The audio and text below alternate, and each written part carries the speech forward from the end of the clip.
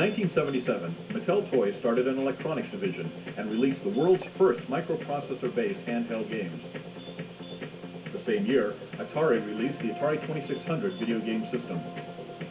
Mattel Electronics started development on its own video game system, Intellivision. Test marketed in 1979, it was officially introduced in 1980.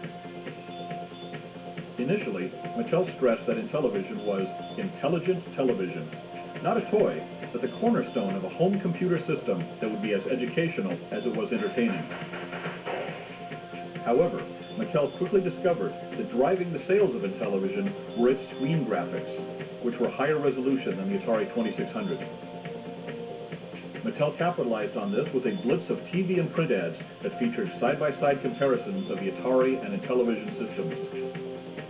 Sales of Intellivision skyrocketed. The video game wars had begun.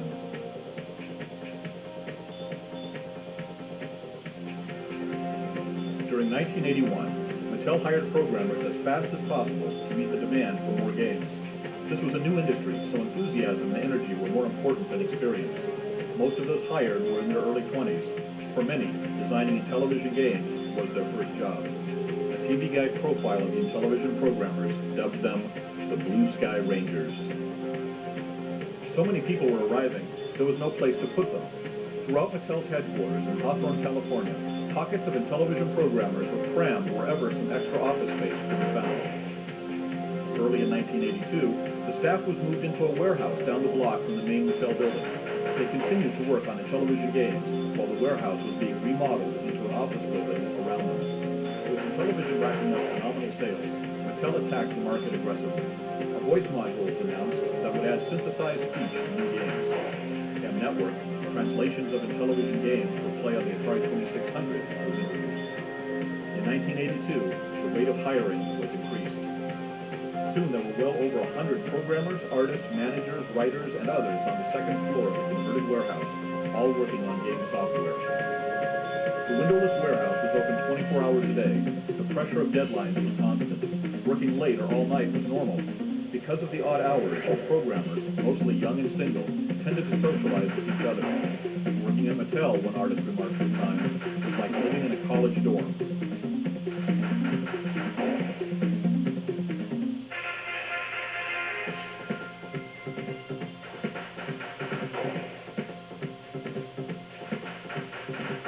Life seemed to be half stress, half party. Half stress, half party is a good description of the video game industry in general. By summer 1982, the Atari Intellivision war was in full swing. The Atari 2600 was in over 10 million homes, the Intellivision in 3 million. The successful game sold 1 million plus copies. Other companies were now producing games for one or both systems. Soon, a flood of titles flooded the store shelves. Competition was growing increasingly cutthroat. Many of the games in this flood of titles were rushed to market and were of poor quality. Disappointed consumers turned their television sets from video games to the hot new thing, MTV. But Mattel stepped up development and hiring. Intellivision 2 was introduced. It would play existing Intellivision cartridges and, with the optional system changer module, also play Atari 2600 cartridges. The Intellivision 3 was announced as the answer to the new higher resolution ColecoVision system. Intellivision 3 would play existing Intellivision cartridges at normal resolution, plus new higher resolution cartridges. M-Network expanded into computer games for the IBM PC and Apple II. A new programming division was opened in Taiwan to handle the overflow from California. Another programming division was opened in the south of France to develop games for Intellivision's fast-growing European market. The early keyboard component, which had only been released in test markets, was replaced by the entertainment computer system. And Mattel Electronics' new non-Intellivision computer system, the Aquarius, made its debut. This aggressive and expensive development took its toll. Mattel Electronics started posting massive losses. It was hoped that the spending would pay off once the new product hit the market. The June 1983 Consumer Electronics Show in Chicago was expected to be the turnaround. Mattel Electronics made a huge splash. Retailers and the press finally saw the hardware and software that Mattel had been promising for months. While the enthusiasm for Intellivision and for games was still strong, the reception for the new hardware, Intellivision 3, Aquarius, the entertainment computer system, was lukewarm. Too little, too late, commented one analyst. Mattel Incorporated responded by replacing Electronics' top management. A new team was brought in to stress software development over hardware. The new team discontinued the Intellivoice and Aquarius, canceled the still unreleased Intellivision 3, and put future development of the entertainment computer system at the lowest priority. Over 500 workers were laid off in August. Game development continued, but so did the slide into debt.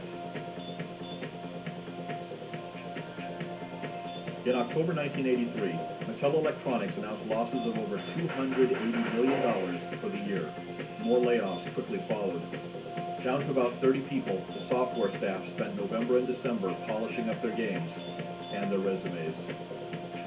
The remaining programmers were laid off January 20th, 1984. They threw a wake for Intellivision.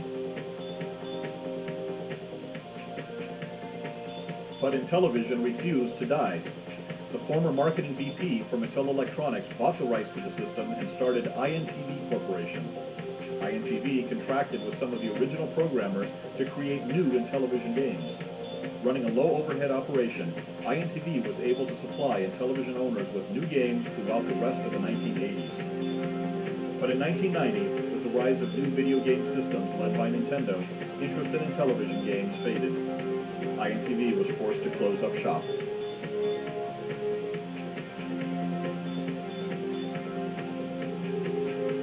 The Blue Sky Rangers, however, lived on. The original programmers, many still working in the game industry, regularly got together for reunions and parties. In June 1995, they started a website about how the Intellivision games were created. The response was overwhelming. Thousands of fans who grew up with Intellivision wrote in, wanting to play the games again. So Intellivision Productions Incorporated was formed to bring the original games to new platforms and to new generations.